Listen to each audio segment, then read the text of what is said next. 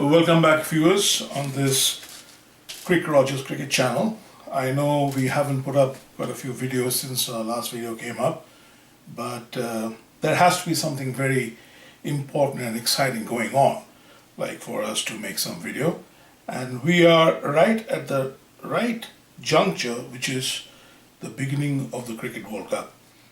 Now, just to give you a heads up about the Indian cricket team, this is the team which I had already selected even before the team was announced, probably a month and a half ago. And you can see I already put on Rishabh Pant on red, where he was not my contender for the Indian team. And I did have Kedar Jadhav, Vijay Shankar, and Dinesh Karthik. Like, these were the three middle orders which I selected. They were already on the list. Now, let us discuss about the Indian team, and that is, did they make the right choice? In a way, yes. In a way, no. But there is a big hole, a very big deficiency in the Indian team, and that is, there is hardly any innings builder after number 3. Like, once Virat Kohli goes and one of the openers are gone, so one more opener left, there is not a 4th or a 5th innings builder in the team. Now, talking about Rishabh Pant, like, yeah, he is a good finisher in the T20s. So is Kedar Jadhav, but he has more experience in the 50 overs format. So is Dinesh Karthik, and of course we know the great Mahendra Singh Dhoni, MS Dhoni. But other than them, there is no concrete innings builder in the present Indian team. Now, if we talk about the 2011 World Cup, because Sachin went up to the opening pair, we had a very good innings builder at number 4, and that was Yuvraj Singh. And unfortunately, Yuvraj Singh did not qualify for this team. If I would have been vested with the power of selecting the team, I would have definitely kept him in the team, because if you remember, in 1983, Sunny Gavaskar was in the team, where the team won. Sunny Gavaskar didn't really have any great contribution to the team performance other than taking a few vital catches in the slips. But as far as talking about scoring runs, he did not score plenty. But his presence in the team made a lot of difference. His presence in the team, his sharing of ideas at the vital moments in the team, at the vital juncture, made a lot of difference. And people did take his advice at certain times, Kapil and others, all the budding cricketers at that time, which helped India win the World Cup. Now, there is one guy in this team where I see a lot of shades of Jimmy Amarnath, and that is Vijay Shankar. I like Vijay Shankar's way of batting. He tries to construct. He is very composed. He gives his best in everything that he does, with the fielding, with the bowling, with the batting. He is one guy, if he clicks, India has a great chance of scoring considerable number of runs. So personally, which I feel he should be played at number 4. He is my best option as number 4. And since Juvi is not there. Now, talking about the rest, this World Cup do not have a great bowling side in any team. I mean, the average bowling side of this World Cup is not as strong as it was in the previous World Cups. You cannot point out to any team and say, you know what, this team's bowling side is really lethal. No, you cannot say that, because everybody is trying to stack their batting side, their batting order. Nobody's really concentrating on the bowling side. In fact, I would say India has one of the best bowling sides in this World Cup. Now, today we have seen the ball swung, It seemed weather was a little damp. India flopped. The whole batting lineup, supposed to be one of the best batting lineups in this World Cup, they flopped.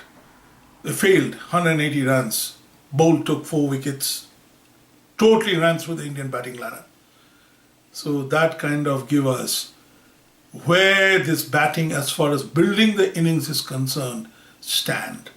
Unfortunately, the building the innings, or when there is a slide, somebody should come on there and stick and try to get the scoreboard moving and not cement the side by not losing any more wickets. That kind of play we have not seen in this World Cup team so far. So that's what the Indian team need to work on. Yes, I do have my money on CRICROGER.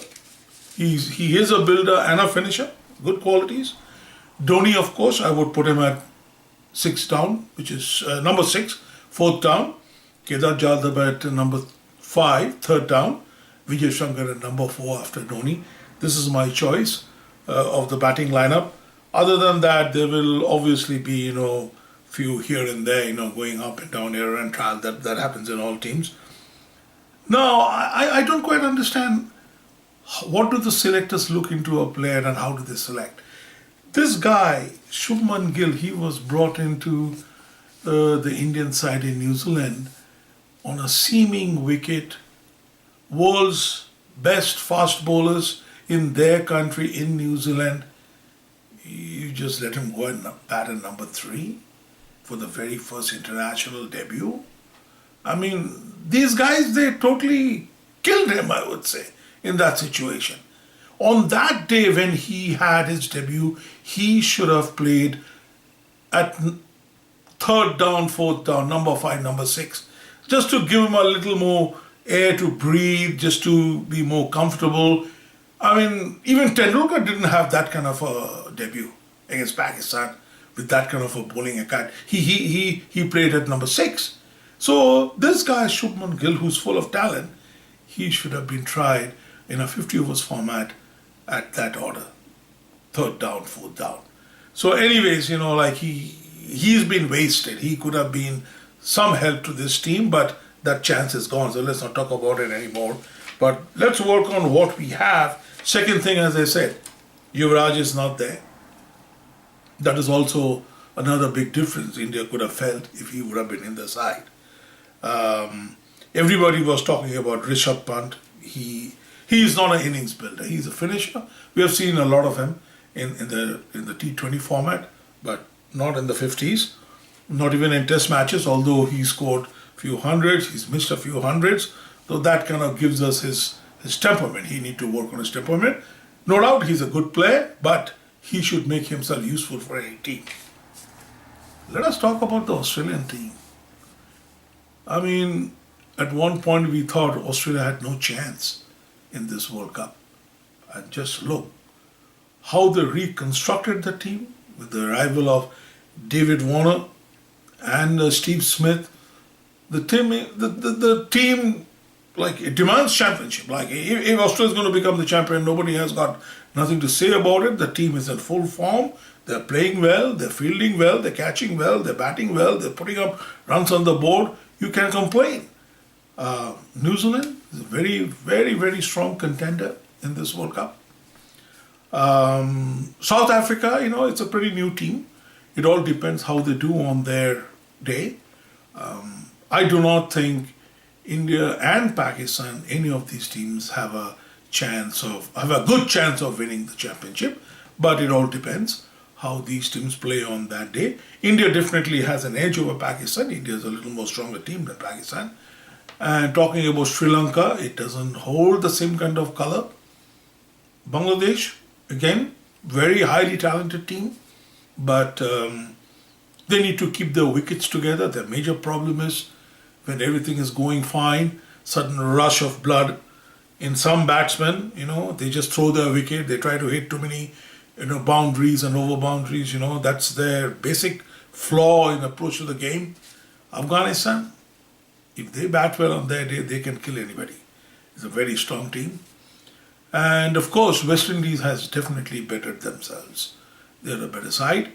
And of course, the associate countries will do their best. So this is my first video on the 2019 Cricket World Cup. This is just an outline. So let's see how things get along. And I will try to bring in few more interesting formats of my video on different days, on different stages of this tournament. But right now, if I'm speaking for India, personally me, I'm not happy. I'm very upset. I'm not happy with the team selection, and I'm not happy how the team is batting. After they won their third one-day international in New Zealand, I don't know what's wrong with this team. This team has totally lost its color. It seems like they're struggling to get back to where they were, and it's totally up to the team management and the team players and media, whatever it is. I mean, they have to make some inroads to help the team, or find some inroad for the team to get back to where they were. So let's see what happens. So thank you very much for watching this first video of the 2019 World Cup, and please look for more videos to come along. Have a wonderful day. Enjoy the World Cup. We'll talk soon. Bye now.